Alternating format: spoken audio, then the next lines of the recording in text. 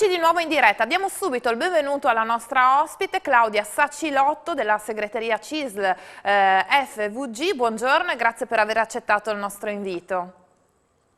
Grazie a voi.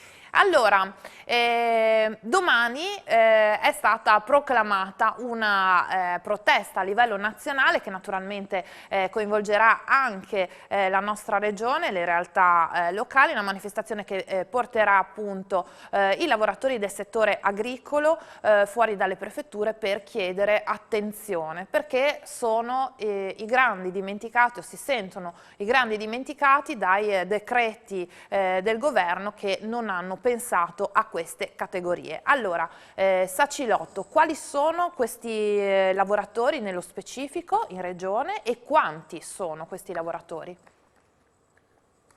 Allora, i lavoratori agricoli, parliamo di lavoratori agricoli dipendenti e quindi non degli imprenditori, perché il più delle volte si fa confusione fra queste due specie di lavoratori addetti al settore agricolo.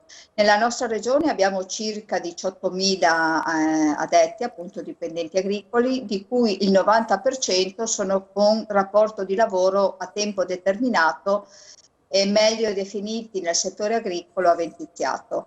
Cioè l'avventiziato praticamente è, oggi se lo chiamerebbe un lavoro a chiamata, e quindi per avere diritto a delle prestazioni previdenziali, tra cui la disoccupazione, indennità di malattia, eventuale indennità di maternità, è tutto incentrato sulle giornate di lavoro assicurate e quindi lavorate. Questa pandemia naturalmente ha toccato anche loro, perché pensiamo agli agriturismi, pensiamo al settore florovivaistico, ma pensiamo anche alla stessa agricoltura, l'agricoltura pura, che con il fatto delle chiusure o dei rallentamenti delle attività, tutto il sistema della ristorazione ne ha risentito e quindi hanno meno giornate di occupazione già nel 2020, senza contare tutte quelle del 2021. Siete un settore, è un settore cruciale perché chiaramente diciamo, nel corso di questo anno e passa dal lockdown, insomma durante questa lunga emergenza Covid, proprio sulle nostre tavole non sono mai mancati i prodotti, quindi insomma è sempre stata garantita l'operatività di questo settore, tanto per dire appunto quello dell'agricoltura e degli alimentari, no? Dell'approvvigionamento alimentare. Però vi sentite dimenticati o siete stati realmente dimenticati perché i decreti non, insomma voi denunciate che non ci sono dei provvedimenti per questa categoria. Che cos'è che chiedete al governo? Allora, infatti tu hai centrato il tema. Questi lavoratori durante il lockdown di marzo e aprile dello scorso anno hanno continuato a garantire le nostre tavole di prodotti freschi e anche di prodotti locali, tanto che il governo aveva riconosciuto quella volta due bonus, sia al mese di marzo sia il mese di aprile, rispettivamente di 600 e di 500 euro.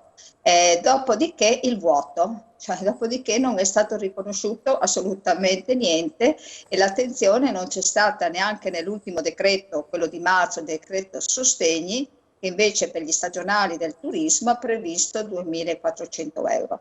Quindi noi chiediamo, tanto che c'è stato comunque un incontro col ministro Patuanelli e con le commissioni economia e bilancio, a livello nazionale il 31 marzo, chiediamo che vengano rivisti anche verso i lavoratori agricoli, perché di fatto loro, non avendo avuto le giornate, la possibilità di lavorare, non avranno diritto a quelli che dicevo prima, oltre al reddito, tra virgolette, dato da lavoro dipendente, non hanno diritto neanche a eventuali sussidi dati dalla disoccupazione piuttosto che la maturazione dei requisiti pensionistici. Certo, una domanda, l'ipotesi voucher, come, perché ho letto appunto che c'è anche questa, insomma, ventilata, ma mi pare che non sia tra le scelte o le opzioni migliori.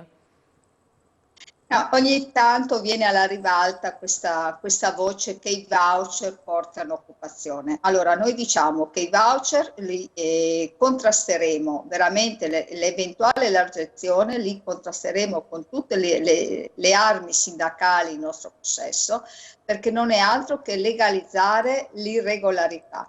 Il voucher noi li chiamiamo il caporale di cartone, mettiamolo così, perché non dà nessuna assicurazione di lavoro regolare, perché basta che tu tiri fuori il voucher nel momento in cui viene l'ispezione. Non è questo che crea occupazione. L'occupazione si crea in un altro modo, con la regolarizzazione del lavoro quando viene richiesto.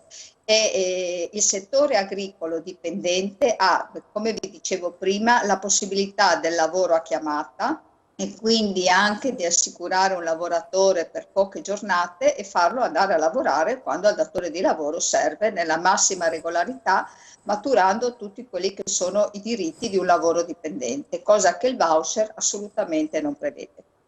E come diciamo di questi 18.000 addetti in regione, immagino che molte siano donne e altrettanti stranieri in maggioranza, una risposta secca su questo. Allora, sugli stranieri è circa un terzo di immigrati, le donne lo stesso, anche se nel settore agriturismo diciamo che la manodopera, quindi l'occupazione femminile, è più rispetto all'occupazione maschile. Però non si distingue solo per appunto in questi due settori, ci sono anche tante donne che fanno i lavori di potatura, di raccolta, Certo. e quindi è anche una sorta di part-time, diciamo così, che alle donne può andare bene, e quindi è un lavoro che può rispondere a quelle che sono le esigenze di lavoro e conciliazione. Certo. Allora, dove vi ritrovate? A Udine, immagino, e quando? Sabato, domani? Allora, noi abbiamo scelto a livello regionale di fare il presidio, un presidio statico si chiama adesso, cioè le norme della sicurezza per le norme Anti-Covid? anti-assembramento, e quindi ci troveremo a Udine davanti alla prefettura, una delegazione molto ristretta, tanto che stiamo dicendo ai lavoratori che vorrebbero venire, no, perché il numero è chiuso tra le 20 e 30 unità, non possiamo essere di più, e ci troveremo dalle 10:30 alle 11:30. Perfetto. Allora, in bocca al lupo naturalmente a tutti i lavoratori del settore e che riusciate ad aprire un dialogo costruttivo. La ringrazio per essere stata con noi naturalmente, le auguro buona giornata e buon lavoro e grazie per la disponibilità. Grazie a voi per l'attenzione, veramente grazie, Ci buona mancherebbe. giornata.